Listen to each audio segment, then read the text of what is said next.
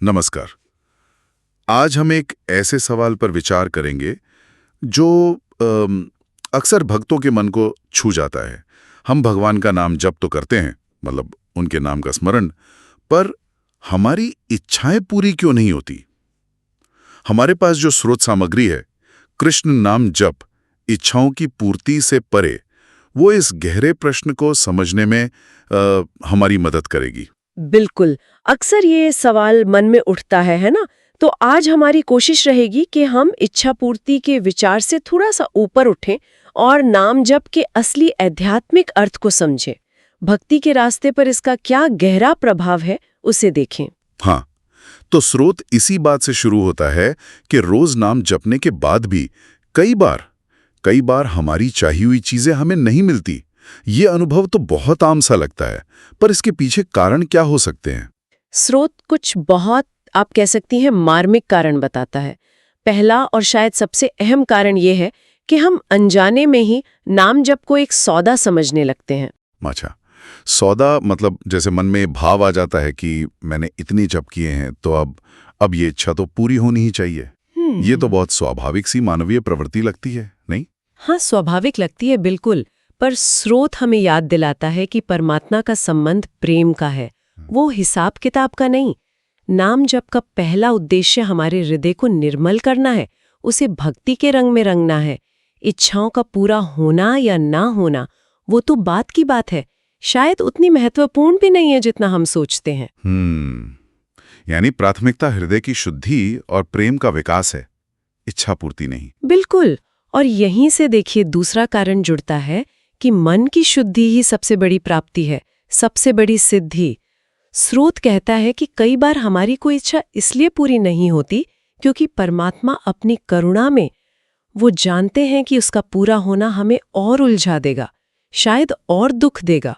तो ये एक तरह का छिपा हुआ आशीर्वाद हुआ जिसे हम उस वक्त समझ नहीं पाते। ऐसा लगता है मानो परमात्मा हमारी इच्छा पूरी ना करके बल्कि हमारी रक्षा कर रहे हैं। आपने बहुत सुंदर कहा। बिल्कुल, वे हमारी रक्षा करते हैं, शायद हमारी इच्छा को बदलकर या हमें उस इच्छा से ही मुक्त करके। फिर तीसरा कारण है कि भक्ति के मार्ग पर धीरज रखना, धैर्य। ये एक साधना है, एक तरह की परीक्षा है।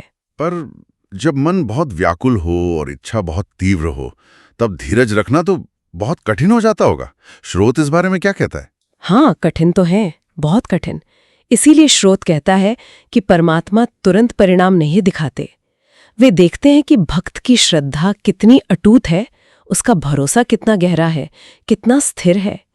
जब हम बिना फल की चिंता किए बस प्रेम और लगन से जप करते रहते हैं ना, तो धीरे धीरे हमारे अंदर का मैल, जैसे स्वार्थ, क्रोध, लोभ, ये सब धुलने लगता है। और जब मन शीशे की तरह साफ हो जाता है, तब या तो इच्छाएं अपने आप सही समय पर पूरी हो जाती हैं या फिर हमें उनकी जरूरत ही महसूस नहीं होती। ये बात तो सोचने वाली है कि इच्छा का मिट जाना भी इच्छा पूर्ति का ही एक रूप हो सकता है ना? सचमुच, बिल्कुल। चौथा कारण है कि नाम का असर कई बार तुरंत दिखाई नहीं देता, पर वो होता बहुत गहरा है। जैसे जमीन में बोया हुआ बीज। हाँ, स्रोत में इसका उदाहरण भी है ना? हाँ, बहुत प्यारा उदाहरण है। जैसे बीज बोते ही पेड़ नहीं उगता है ना, फल नहीं लगते। उसमें समय लगता है, खाद पानी देना पड़ता है, धैर्य रखना पड़ता है।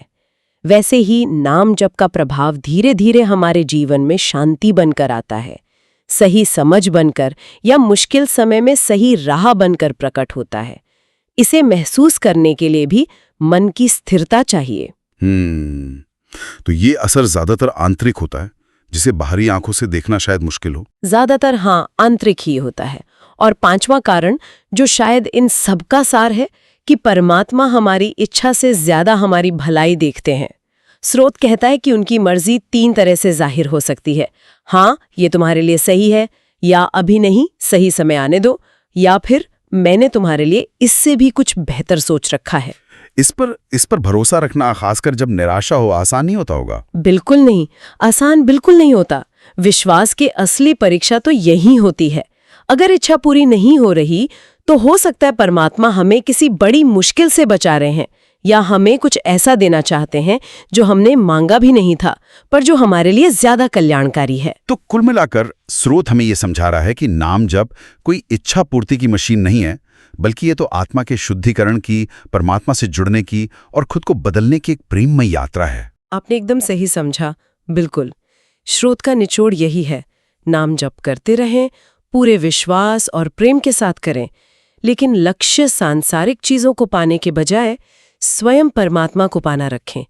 क्योंकि स्रोत कहता है, जैसे सूरज के उगने के बाद दिए की रोशनी की जरूरत नहीं रहती, वैसे ही जब हृदय में परमात्मा का प्रेम आ जाता है, उनका नाम वस जाता है, तो छोटी मोटी इच्छाएं अपने आप ही गौण हो जाती हैं, छोटी लगने लगती हैं। बहुत सुंदर बात, बहुत ही सुंदर।